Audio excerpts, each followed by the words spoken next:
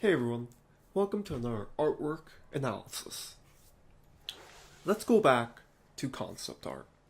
And I'm sure when I say his name, people will kind of know who he is. He's pretty popular among the concept art world, and a lot of people look up to his work. And it's been at least 8 years since I heard his name, and even back then, I was really impressed with his work, and he's improved since then. And that's Ruan Jia. Now, I'm going to talk about three things with his work. It's going to be about his use of Impressionism. Even though it might not seem that way, there are techniques in there that resembles Impressionism, and it's very common among particularly concept artists from China. Number two is temperature control. Now, this is something that I wanted to talk about in other videos as well, but I want to go more in depth of how he controls temperature, despite the fact that he is using a lot of different hues and making them seem to work together. Of course, number three as well, let's talk about lighting, which is probably his best trait when it comes to his work, and how he, in a way, he simplifies lighting so that it brings out form the best. So, right off the bat, you see Impressionism. Let's talk about Impressionism. So, when we look at Ruan Jia's work, we're kind of you might be confused why I would say it's Impressionism. It's pretty representational, actually. You could see everything pretty clearly, and he tends to use hard edges a lot. That's not to say he doesn't use softer edges for particularly different things, but compared to real Impressionists, his work tends to be very sharp. Now, why did I put Impressionism in one of my categories?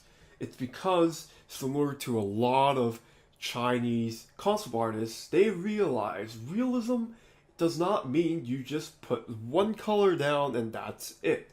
Our world, our reality has a lot of colors going on at once on any particular object.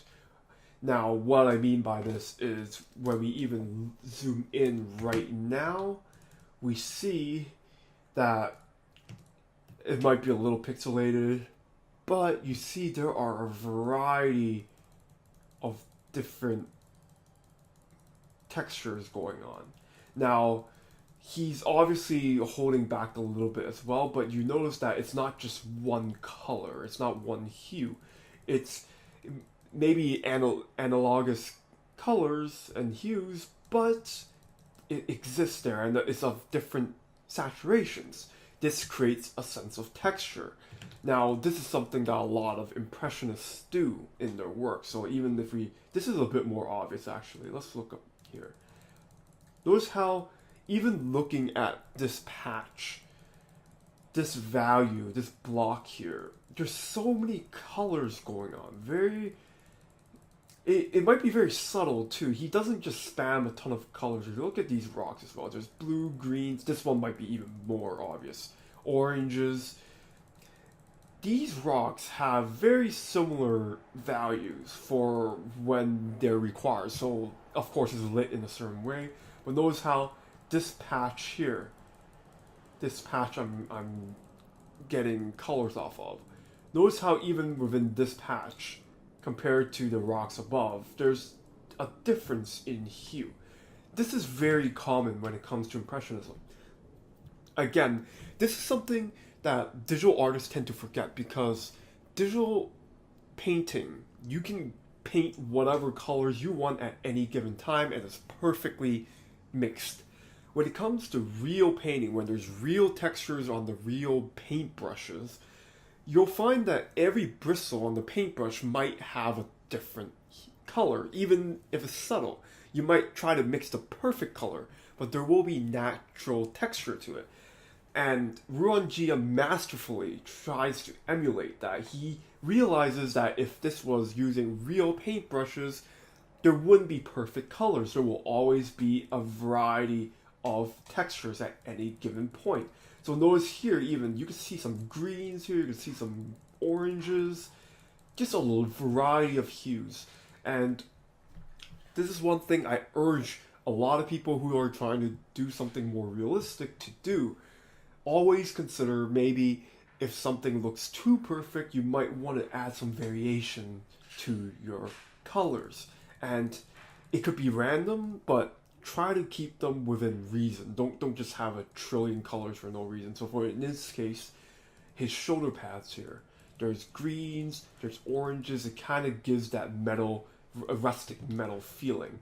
And you can see that for skin as well. Skin is not just peach. There's something a lot of people make the mistake of. There's greens, there's blues, there's oranges, there's reds, obviously. Just a variety of hues. Very subtle shifts that create a certain impression. So one thing I want to mention as well, Impressionism is never random. So you don't want to put colors, for instance, let's say I randomly put this shoulder pad color here. You notice that immediately changes the impression. The point of having these textures is that when you establish your masses that you need in your composition, these textures are only adding flavor to them. When you zoom out, you wouldn't really notice it, and that's really masterful in terms of creating that impressionism, incorporating impressionism rather. Even though this might not be an impressionist piece, we can look into this Guild Wars 2 work as well. You notice that even in the sea over here, notice how there's so many different colors going on. You see there's purples, there's turquoise, there's oranges here. Never one static color. And that is how you create a sense of realism. There's, again, never a flat color. Even though it's very tempting to do so when it comes to digital painting, you want to avoid that at all costs. So let's talk about temperature control while I'm on this piece. So when we look at these two pieces, I chose two pieces for Ruan Jia because I needed to establish a point. Even though both pieces have a completely different temperature, both of them seem to work, and that's because relative to the universe, relative to each piece, rather, he's creating their own universe, and temperature seems to make sense because nothing is outstanding, nothing is outrageous when it comes to temperature. So, for instance here, notice how this is something a lot of people make a mistake on. So you see that the shoulders, the armor is more blue tinted, the cloak is more red, and you can see the wings as well, purplish red, etc., etc. Now, we get the impression that it is red, it is blue, etc., and the skin is peach, but the temperatures are very similar to each other. They're not outrageous. They're perfect in the sense that it feels like it's lit in the same environment. It's not standing out too much. Again, let's try to put a more intense red to the piece. Notice how immediately you feel the temperature is wrong because there's no way the temperature can reach that point unless it is a light source itself. When something is lit by the same light source, they must feel like they are lit by the same light source. And you notice here the character, again, other than the glowing eyes of the orange, there's really no other light source except the one at the top over here. So that means what Ruan Jia does is he kind of unifies the palette so that he creates an impression of red, he creates an impression of blue, but nothing that's leaning too far in one direction in order to create a very masterfully done, very grayish piece, actually. So one thing I want to mention is when it comes to Impressionism, it's very useful to use impressionist techniques when you have a very gray piece, because it's very easy to just have gray. It's like, oh, I'm done. I'm just going to use gray here and I'm done. but grays have a lot of colors together. In fact, when you have a neutral color, you could say it's a variety of different colors mixed together. I'm sure you've learned that white light is a combination of red, green, and blue. So, now this is a very exaggerated way of doing it. But notice, so you could reasonably put these RGB colors together with the whites when you're trying to create an impression of white. Just little spots of hints of hue here and there, and you'll be able to create a certain impression. So this is again something that Ruan Jia loves to do. So notice here a more subtle way of what I just did there in the blotches of color, but notice how there are just subtle hints of green, blues, reds here. So he's not just using pure white when it comes to creating a sense of white. He is adding a variety of hues. No one ever, when it comes to realism, does that, because white paint, white doesn't mean it's just white. You could have a ton of colors, and gray is the same. It's a mixture of the RGB scale. Now, let's look into the other piece as well, temperature control. So this is a lot more subtle. However, you notice that there is a major exception when it comes to what the temperature is. Notice how her flowers here are purple. Now, if we were to take out all of these purple flowers, I'm not going to do it myself, but I'm going to try a little bit actually. Just as a... So, it's a little bit weird. So you notice that if we were to take those out, the piece looks unified. It looks like it's lit by the same source, and it looks like it fits together. It's just that these flowers, they're independent, and that's what you really have to consider when you're making your piece. You want to have exceptions in your piece sometimes in order to create interest. So in this particular case, he chose to make the flowers, the leaves stand out. But everything else, if we were to take out these leaves, everything else would be controlled within their temperature. And again, really understand whether when you are painting realistically, whether your painting looks like it's under control when it comes to the temperature or not, and whether the exceptions also fit in.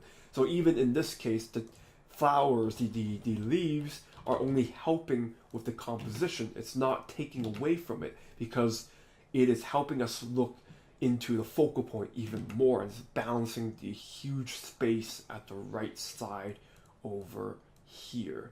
And again, use exceptions very wisely. Don't just put it in for the sake of putting the crazy colors in. One thing, again, I always say, even if you're doing anime, you're doing cartooning, let's avoid craziness and let's avoid randomness. There has to be deliberate control when it comes to your work. Now, last but not least, let's talk about lighting for form. Now, one thing an artist always has to consider is to light for form as well to light for mood, and Ruan Jia has masterful control of both. So, as I said before, the main lighting here is obviously up from the top, and then of course the bounce light going up and to create a certain form. Now, obviously, if there was no bounce light, then we wouldn't be able to see anything but the helmet. So in this case, he kind of creates a situation where there is bounce light. Let's use a different color here. So understand what your environment is, and make sure that when you are painting for realism, you might want to consider contriving your lighting so that it brings out the best of your character. So in this case, this guy looks very demonic, this guy looks very evil, he looks like he's about to kill whoever he's looking at, aka us. So having an ominous top lighting where the rest of his body is basically in shadow, and the only thing lit is, of course, whatever is under him.